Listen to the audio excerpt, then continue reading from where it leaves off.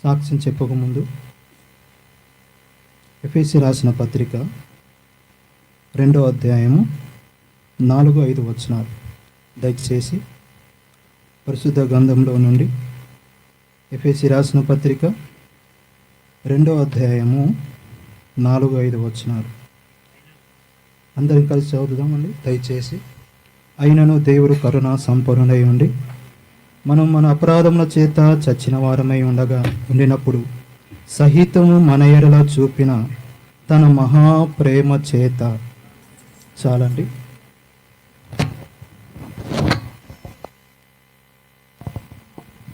అందరికీ వందనాలు. దయతో నన్ను క్షమించాలి, నేను ఇక్కడ నిలబడడానికి యోగ్యుని కానని నేను ఎరుగుదును. ఎందుకంటే పరిశుద్ధులు, దైవ సేవకులు, విశ్వాసుల మధ్య నిలబడాలంటే కొద్దిగా భయము, భీతి. కానీ దైవ సేవకుడు చెప్పిన మాట ద్వారా నిలబడుతూ ఉన్నా. అన్నగారు మొదట సాక్ష్యం చెప్పినారు కదా, ఆ సాక్ష్యం ద్వారానే అందరితో మాట్లాడినారని నా విశ్వాసం. ఎందుకంటే పరిశుద్ధాత్మ కార్యం జరిగింది అని నేను ఎరుగుదు. ఎట్లా ఎరుగుదును అంటే చాలామంది చేతులు ఎత్తినారు కాబట్టి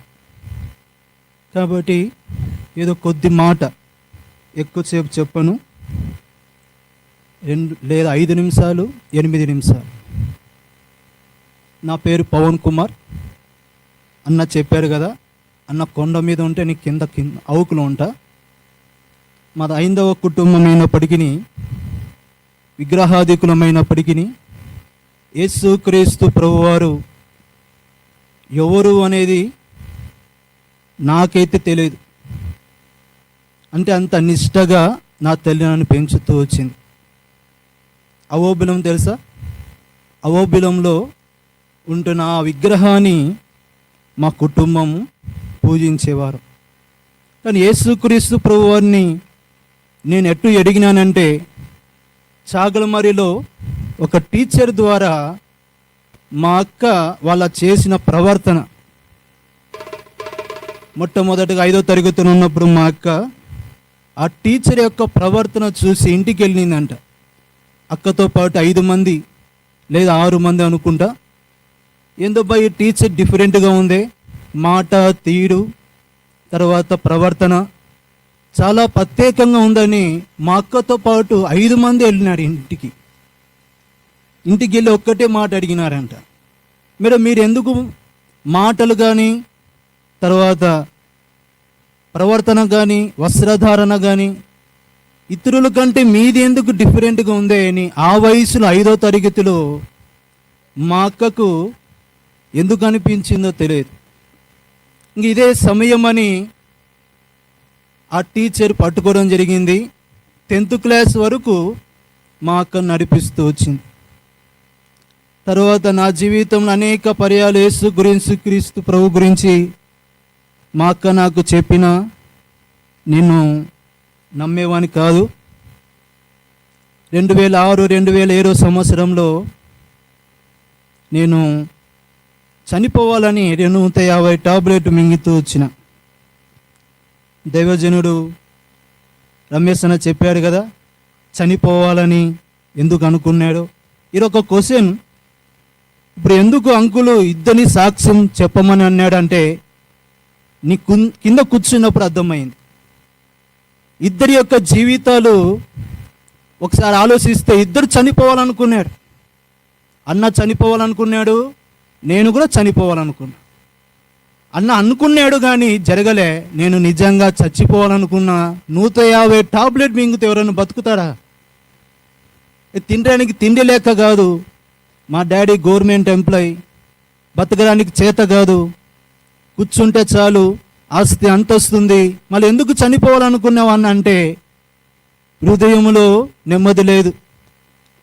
10th ఫెయిల్ అయినానని అర్ధరాత్రి 12 గంటలకు అమ్మ నిద్రపోయింది. ఒక స్వరం వినిపడింది, నువ్వు చనిపోతే బాగుంటుందిరా, ఎందుకు నీ బతుకు అని క్లియర్గా వినపడతా ఉంది. ఇంకొక స్వరం నేను వింటూ వచ్చినాను, చనిపోవద్దు అని ఆ స్వరం నేను వినినప్పుడు టాబ్లెట్ తీసుకుని 150 టాబ్లెట్ మింగేసిన. కళ్ళు తెరిచి చూస్తే వాంతులు అవుతూ ఉన్నాయి. ఏం జరుగుతుందో అర్థం కాలే. గోరిగోపుల హాస్పిటల్ కర్నూలులో నన్ను చేర్పిస్తూ వచ్చినారు. ఈ రోజుకి పోయి గోరిగోపుల హాస్పిటల్లో పవన్ అని చెప్తే అర్థమవుతుంది. ఏళ్ళు అయినప్పటికీ, సంవత్సరాలు అయినప్పటికీ నా పేరు వారు చెప్తే ఎందుకు అంత అర్థమవుతుందంటే ఆ పరిస్థితి ఆ రోజు ఎంత దారుణంగా ఉండేదో అర్థమయ్యేది. బయట ఉంటే నా సిస్టర్స్, తర్వాత నర్సులు, తర్వాత డాక్టర్లు అందరూ నవ్వుతూ వచ్చేవారే, 10th ఫెయిల్ అయితే ఎవరైనా చనిపోతారా? బయట అమ్మ నాన్న అక్క అందరు ఏడుస్తాం, అలరే ఒక్కగానొక్క కుమారుడు చనిపోతా ఉన్నాడే. సరే అని యేసు క్రీస్తు ప్రభు వారిని నేను ఏ విధంగా తెలుసుకుంటూ వచ్చినానంటే, ఎడారిలో సెలహేళ్ళని డాక్టర్ జోబు సుదర్శన్ గారు రాసిన ఆ పుస్తకంలో మే నెల అనుకుంటా 2009 మధ్యాహ్నం సమయంలో ప్రభు నాతో మాట్లాడడం జరుగుతూ వచ్చింది.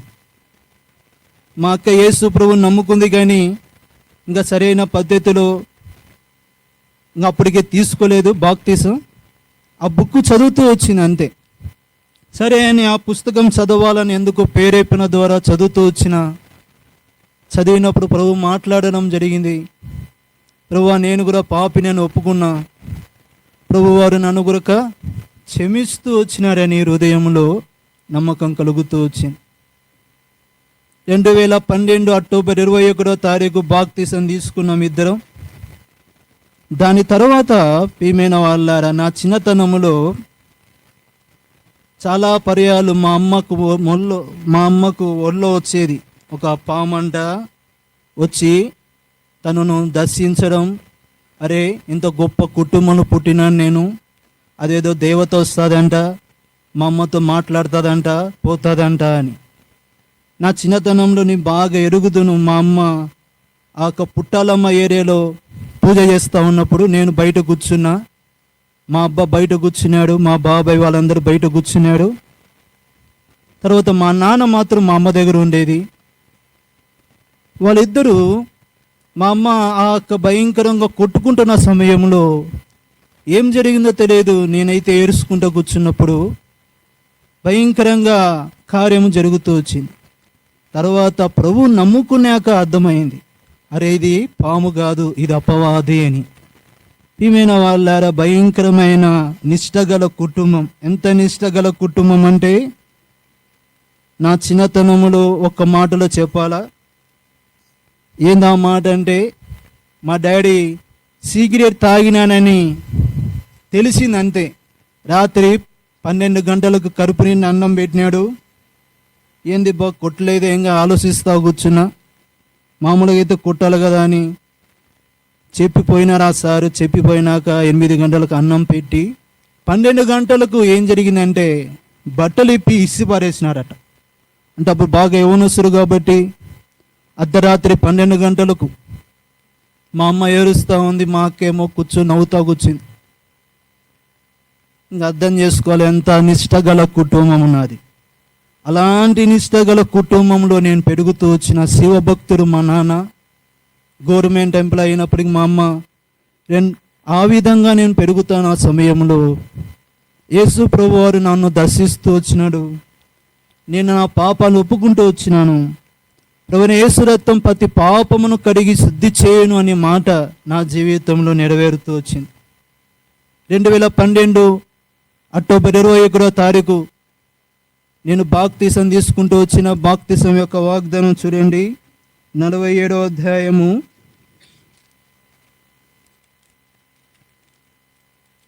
48వ అధ్యాయం 17వ వచనంలో చివరి మాట రాయబడింది, నువ్వు నడవలసిన త్రోవను నిన్ను నడిపించుదును, నీకు ప్రయోజనం కలుగునట్లు నీ దేవుడైన యెహోవా నేనే నీకు ఉపదేశం చేయుదును, నువ్వు నడవలసిన త్రోవను నిన్ను నడిపించేదెను. ఇది నాకు ఇచ్చిన వాగ్దానం. వాగ్దానం తీసుకున్నాక నేను మార్కాపురంలో చదువుకుంటా ఉన్నా, డిప్లొమా చదువుతున్న సమయంలో మా అక్క ఫోన్ చేసింది. నాకు తెలిసేంత వరకు మా అక్కని ఎప్పుడు కొట్టలే. ఈ విషయం తెలిసినాక బాప్తీసం తీసుకున్న విషయం చాగలమరి దావీద్ అంకుల్ దగ్గర అక్కడ బాప్తీసం తీసుకున్నాక నేను మార్కాపురం వెళ్ళిపోయిన మా అక్క ఇంటికి వెళ్ళిపోయింది. నాకు తెలిసేంత వరకు నన్నైతే కొట్టినాడు కానీ మా అక్కను ఎప్పుడు కొట్టలే. ఎట్ట కొట్టినాడంటే భయంకరంగా రక్తం వచ్చేట్టు కొట్టినాడు మా డాడీ మా మమ్మీ. తర్వాత ఈ విషయం మా అక్క ఫోన్ చేసి ఏడుస్తా ఉంది, నువ్వు అర్జెంట్ రావాలా, నాకేమో భయం వేస్తుంది అని చెప్పినప్పుడు నేను 2 రోజులు ఉపవాసముతో కూర్చొని ప్రభా ఇంటికి వెళ్తే నన్ను కూడా కొడతాడు, మరి ఇప్పుడు ఏం చేయాలా ప్రభా, నాకైతే భయం అని చెప్పినప్పుడు ఆ సంవత్సరం సార్వత్రిక సంఘ వాగ్దానం 2013లో 41:9-10 వచనాల్లో భయపడకుము దిగులు పడకుము నేను నీకు సహాయం చేసేదని ఆ వాగ్దానం ద్వారా మమ్మల్ని ధైర్యపరుస్తూ వచ్చినారు.